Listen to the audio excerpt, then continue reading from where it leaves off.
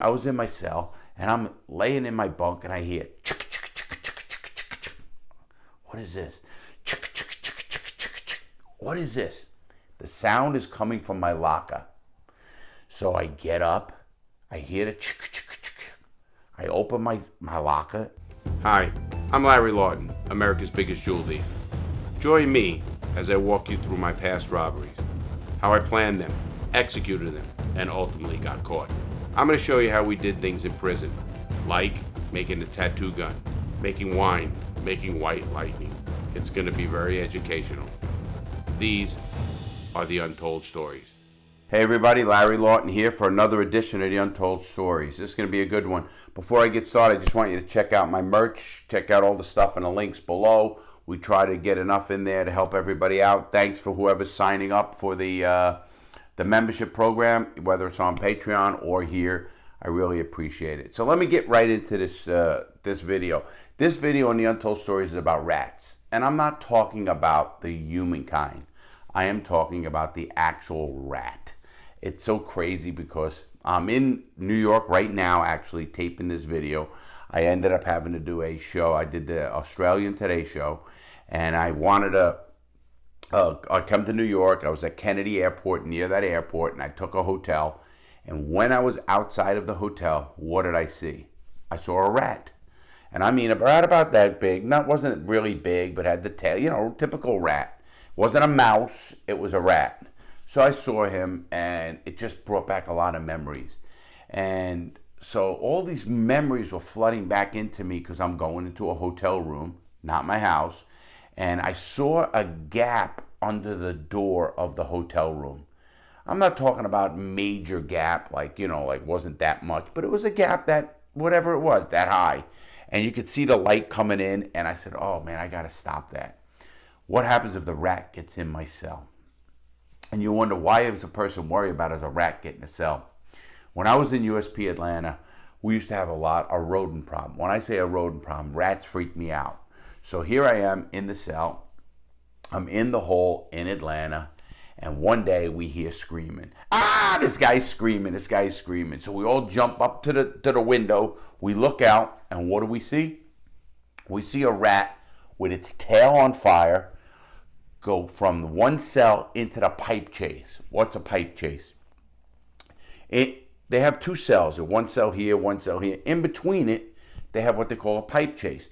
That pipe chase is where they control the water, the flow, the suction, everything to do with those two toilets in that cell. One in that cell, one in that cell, is run by what's in what they call the pipe chase. It's where they keep all the, that's where all the piping goes, stuff like that. Well, we see this rat come out of a cell because the guy was screaming. We saw the rat come out of the cell, goes in the cell, and goes into a pipe chase. And we're like, what the fuck? What happened? We didn't know what happened. So this is in the hole, in the holdover in Atlanta.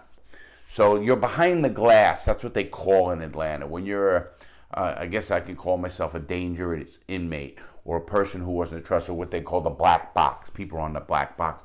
They put you behind the glass. Usually it's always people with like higher security levels like me. And I was going through Atlanta at the time and transferring like I did. It's one of the hubs. And I'm in behind the glass. So you don't ever get out of there. You might get out of there for an hour a day in that area, just where I'm talking about, where we saw the rat go under the thing in the fire. So the next day, we all get out, a bunch of us get out, and we ask the guy, what happened? What happened? And what happened was he was laying on his bunk, and he opened his eyes, and it was a rat right next to his face. He hit the rat. He knocked the rat into a garbage pail. He had the little brown garbage pails, metal, steel garbage pails. And at that time, you could smoke, and you had lighter matches and cigarettes. And he lit the garbage can on fire in his cell, and the rat jumped out of the garbage can, ran out of the cell, and went into chapstick. That's what we saw. He went out into the pipe chase. We're laughing. We're all talking to laugh. The guy ends up getting what they call a shot, which is a prison infraction for lighting his cell on fire. Here a rat was inches from his face. He knocks the rat off into the garbage pail. The rat gets on fire, runs and he gets in trouble for lighting his cell. There was no fire in his cell. Obviously, put it out. I was in my cell, and I'm laying in my bunk, and I hear, what is this? What is this? The sound is coming from my locker.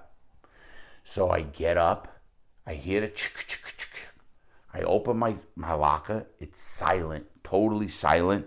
I look around, I close it again. I go to bed. I'm laying in bed. What do I hear? And I'm like, what is this thing? I know it's something with paper crunching. And I'm like, what is this? So I get up. I open the lock. And a rat jumps out on my chest. Ah! I'm screaming. And this rat goes crazy and runs out of the cell. And that's it. A rat was in my locker chewing on the ramen noodle soups that were in the back. They would eat the food that's in your locker. While I was in Atlanta, USP Atlanta, you would get and you'd look at your door. Sometimes, you start going crazy. So you literally stand at your door and look at another wall.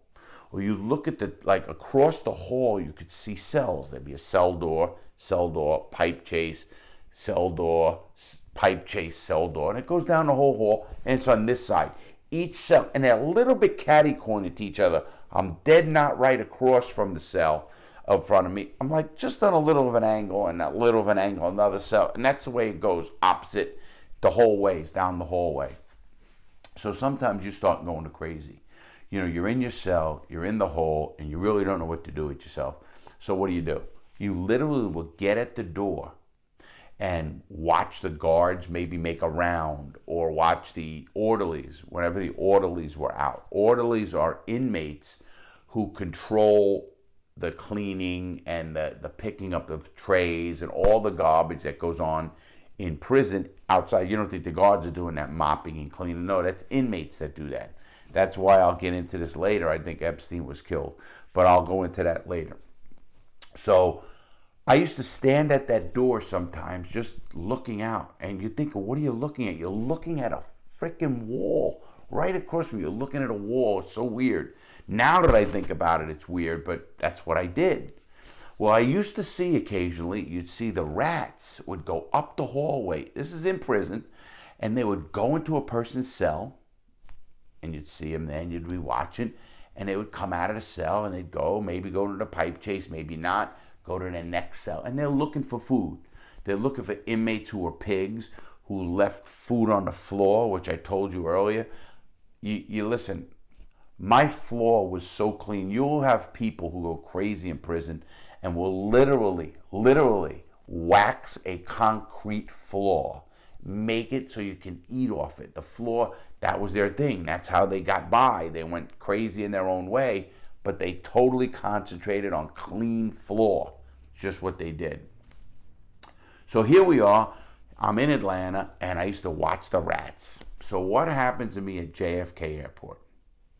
I'm at JFK yesterday, and sure enough, I see a rat outside the hotel. Not in the hotel, outside the hotel, but I see this rat, and I'm like, this is weird, man. I mean, it just, all of these memories come back about rodents in prison. It's breaking me up now. I'm just thinking all about all these rats. So what do? Look at the picture right here. I put the cover that you get, when you go to a hotel. And I'm not, no expensive hotels here. I'm talking about Quality Inns, Days Inn. That's where I stay. And I'm in the hotel. And on your bed, they have like a cover or whatever it is. I take the cover off and I stuff it under the door, because that's what you used to do in prison. Sometimes you would take your jumpsuit. You get the orange jumpsuit you heard about. You would take that jumpsuit and you would roll it up tight, make it into a rolled up, I don't know, like a towel, and you would put it in the door so the rats couldn't get into your cell. That's just what you did. I mean, that's what prison is all about. You do what you have to do to survive. And listen, you don't want rats in your cell. What I used to do sometimes, I got so crazy in the hole, is I tried to make a rat a pet. I tried to literally get a pet, catch this rat. I knew this rat would come into my cell every night, because rats go up and down the hallway. Literally, you could see them. So I said, how am I going to catch this rat? What do? I take a garbage can, the steel round garbage can, that big, round, that deep, it's pretty deep, 2 foot, whatever it is. So I said, I'm going to catch this rat. I took 2 pencils. I got the pencils. I got 2 pencils off of doing legal work. I was able to get pencils from the guards. Better than the pencils they used to give us, like the little golf course pencils. I got actual pencils. So I ended up having these 2 long pencils, and I cut them off, or I didn't even have to cut them off. The top where the eraser goes on a pencil? I took that off because it's flat on the top. And I took the other one off. I have 2 pencils, sharp points, and I have the flat ends. I cut notches in the flat ends on both pencils. Made it nice, easy. So then I took a piece of a sheet. The sheet, you rip it, you rip it all down, and you got a little sheet that wide. You take it, and that's a long rope. So I made a long rope, and I set up the garbage pail near the door where I know the rats come into my cell. And I crisscrossed the pencils like this, and the garbage pail was upside down, but like this. So I had 2 pencils crossed like this, and the garbage cans this way, and I had food under here. And I had the bottom of the pencil tied to a little rope that all went right to my bed. My theory was when I saw a rat go in there, I was going to pull the pencil out, then slide a piece of cardboard over, turn over the garbage pail, and I would have my own rat in that pail. I wasn't going to take the cover off. I would get that rat and then start trying to figure out ways so he couldn't get out of the cell. But I wanted to get this rat in the garbage pail as my pet. That's what I was thinking of doing. So every night I would lay. Now, they have bunk beds in there in the hole as well. Even though there might be 1 person in there, there'll be 2 bunks always in the cells, except certain cells. So I'm laying on my bunk. I set this up, and sure enough, I'm waiting for this rat to come. And when the rat comes, I would pull out the pencil, the garbage can would drop, I'd catch me a rat. Simple as that. Sure enough, I'm waiting, and I fall asleep. The frickin' rat comes and takes the food when I fell asleep. I said, this is crazy. I have a rat. They actually know when I went to sleep. The next night, the same thing. I said, I can't believe this. I'm going to sleep, literally falling asleep. And sure enough, the rat was taking my food when I fell asleep. Have no idea how this rat knew that I went to sleep. But it's so crazy. You think about bugs and rats in prison. I was in Miami-Dade County Jail. Miami-Dade County Jail. I got arrested off the cruise ship, and I'm in the county jail. Fought, fighting, had a lot of rough times in this jail. And sure enough, I'm in the jail, and I was on the top bunk, and they had a pipe that went across my bed. Okay, so I'm laying there one night, and they had tick, tick, tick, tick. I'm like, I open my eyes, and there's a rat on the pipe above my bed, and its tail was hanging over the pipe. And I just sit still. I said, please, please let it go, don't fall on me, don't fall. Here's this big burly guy. I'm scared shit. I don't want to deal with these rats, And I go, oh man, just go by me. Sure enough, the rat leaves me and goes to wherever it goes. And what do I do the next night? I take a T-shirt and I put a T-shirt over at the end over here and another T-shirt over here, or the 2 ends where I slept, so the rats wouldn't friggin' go over that thing. I used to get so not paranoid with rats, but rats were everywhere. You would think they would stop it. In Atlanta, it was so bad they had cats. Literally, the prison had cats because the rats were everywhere. I told you, we had a rat in the kitchen. We used to call him Big Ben. Big Ben was this big, could get on its paws, hind legs, and actually put its 2 front feet, if you want to call whatever they call rat boars, on a chair. Its tail had to be that thick. I'll never forget Big Ben. Big Ben was so known in Atlanta. See, in Atlanta, they had the old kitchen. And in the old kitchen, before they tore everything down, I worked in the kitchen. Most people worked in the kitchen. Big Ben, you didn't want to mess with Big Ben. He was unbelievable, Big Ben. And you couldn't do anything about it. You just couldn't. And Big Ben was no joke. Big Ben, I used to try to scare him. Big Ben wouldn't move.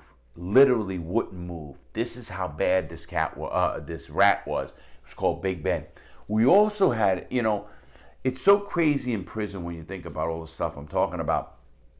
We had the cockroaches were so bad in some prisons that you used to have to put toilet paper in your ear because cockroaches would go in your ear and get in your ear canal and actually in your brain or whatever. I don't know how far they get in there or what they do. And they mess you up. That is common. So the rats would be that bad. It was just all rodents, rats, roaches.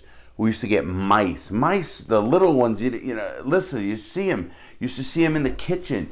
You'd see them in the kitchen. You'd see them in the yard. And rats are the ones that you're worried about because rats more than anything carry the diseases more than anything. And you'd see so many, and you'd think, we used to joke we had this one guy, Billy. He was crazy.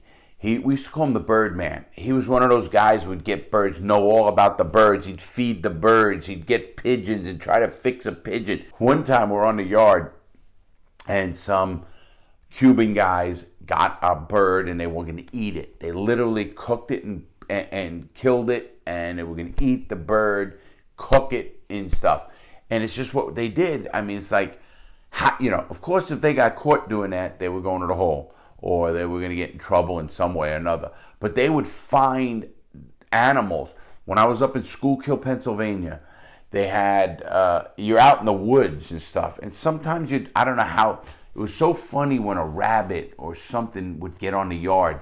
And you wonder how they can get on that yard because you got all these wired fences all around, electric fences, but they would get on the yard. You'd sometimes see them between the two fences. See, in all the prisons, you had double wired fence. That means you'd have one fence, another fence, and you'd have wires going between it, the wire. And sure enough, all that wire, you'd think, how can anything get over it? Because they don't want humans getting out. They don't want anything getting in. You'd think, okay, maybe they got in. I used to sit and walk the yard and wonder, how did this animal get in this yard?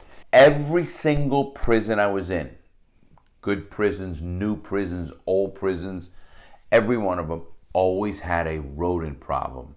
Now, when you go in the kitchen and you work in those places and you wonder, you'd see rodent droppings. They don't get inspections like some food service place on the outside. You read in your newspaper, oh, this restaurant got shut down because it had rodent droppings. Or this restaurant got shut down because it saw hairs or actually a live rodent or even dead rodents. People try to kill the rodent. They're common in restaurants.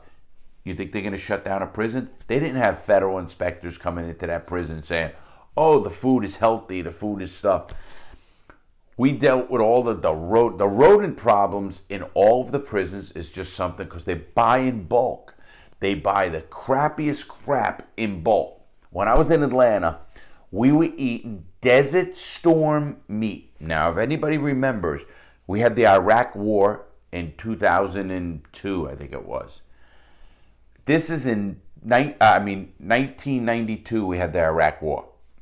Here it is, 1997 and 1998, and I'm eating Desert Storm meat. I quit eating meat because I ate into this garbage meat and chipped a tooth. It was unbelievable.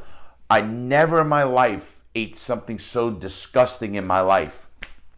And that's just what you had to do. So what do you think is going to happen when you keep meat? I don't care where you think you're refrigerating it. When you open it up, you move boxes, you take it out, you put it in the commissary. Okay, they have a commissary where all the inmates buy their stuff. They make out a commissary list. In prison, you don't go shopping. It's not like a store. What happens is you get a commissary slip. They deliver them around. It might be on a Monday night. Let's say my number was 52224-004. Let's say in that prison they were doing all even numbers, which is the 4, not the 004. My 52224. Let's say they were doing all the even numbers on Thursdays. That's commissary day. Well, on Friday, we'd do all the odd numbers, and that would be commissary day for those. So you had to get your commissary list in. So what do? You get the list on a Monday. You figure out I need Colgate, I need ramu noodle soups, I need tunas. I used to eat tuna, peanut butter, because I tried to get as much protein in me when I was working out and all that kind of stuff. And I thought, oh, this is the way to do it. We had no clue what we were doing. We tried everything in the book, but you're trying to do everything as healthy as you can to try to survive this zoo that you're living in. So a buddy of mine works in the commissary. Now this is in Edgefield, South Carolina. Works in a commissary. He says, Larry, look, they gave us all these chips. Like, what do you mean they gave them? Yeah, they found rat droppings in the thing, and some bags were ripped open, so we got to keep them. You want to keep that food? Listen, I did it then. And I mean, I look back at that now, and I think if you told me, oh, there's all these potato chips, and there was some rat droppings in there, and they might have nibbled on, would you eat it? I did. I literally ate that crap. And I think back of all the rodents I dealt with, all the cockroaches in your ear. I used to lay on my bunk, and when I had a person or something, you'd literally see roaches walk, across the top of your bunk. I used to get the bottom bunk. I was what they call an OG, old guy and original gangster. I was an old dude. So I used to come into the cell, and I used to get the bottom bunk. I'd be laying on that bottom bunk, and you'd be just laying up. You open your eyes, and you see the cockroaches going across the top. And I'm not talking about being dirty. I am not a dirty man. I never was a dirty man. Whenever I went into a cell, Larry went into a cell, and I'll never forget this. I used to ask for, because you can do this, you can ask for deodorant or cleaner to clean the cell and a mop. They'll give it to you. I used to be on my hands and knees, mopping, totally sweeping, and then I would literally take an old t-shirt or something. I'd tell them, give me, I'd wet it with soap, and I would literally wash a concrete floor on my hands and knees whenever I cell. See, in prison, in the hole, every 2 weeks you got to rotate cells. They do that in case you were starting some kind of getting too comfortable. You were trying to make a hole in the wall. You were trying to do something. We used to do so many things in the hole in prison, but they'd still rotate you. So every 2 weeks they'd say to you, Lawton, pack up. And you'd have to take whatever bullshit you own. And all you used to do is you used to put everything on your bed. Again, what do you own? The stupid underwear that you wear, the socks that you wear they give you, the toothbrush you have, whatever little stuff, the books that you want was the most important thing. And I was a reader, so I used to read, a fanatic reader, so I'd want the books that I went. And you take it, you actually take your sheet, you put it on your bed, you take your sheet and you tie one thing, tie another wing, and then now you're ready to change cells. So you had to now change cells with whoever it was. Lawton, you're moving. They don't even tell you where you're moving. Now you're moving down a few cells. You didn't get out of the hole. So I might be in cell, I'm just saying 628. They're going to send me to cell 633 or whatever it is, another cell down the tier or wherever it is. And it was like a big deal. So they'd say, pack up. I'll be back in 10 minutes. You put all your stuff, put it up, turn it, legal work. You always had legal work. Whatever commissary you were allowed to buy, you had to put it there as well. So here you do, you take it, you get all your stuff together, you put it in there, and you literally handcuffed. They would actually, at this point, they would let you handcuff it.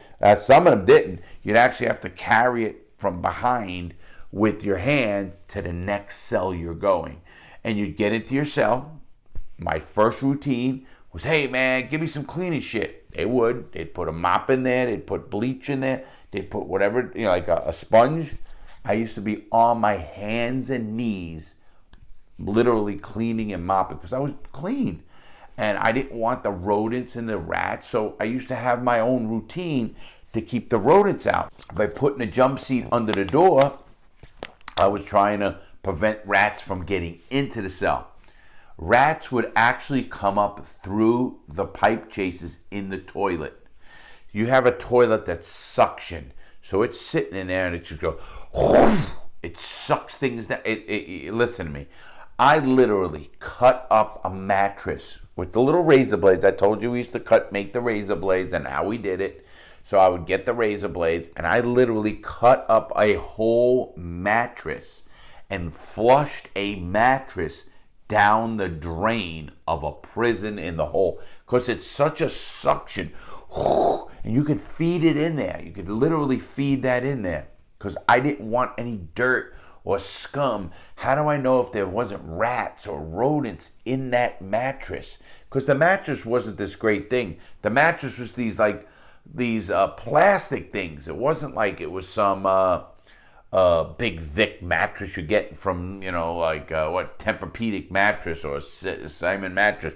No, it was a piece of plastic with this about that thick of foam in between it, and it was like a mattress. I needed room to work out, whether I was doing my burpees, whatever I was doing in that hole, I had to work on that hole. That was what I did.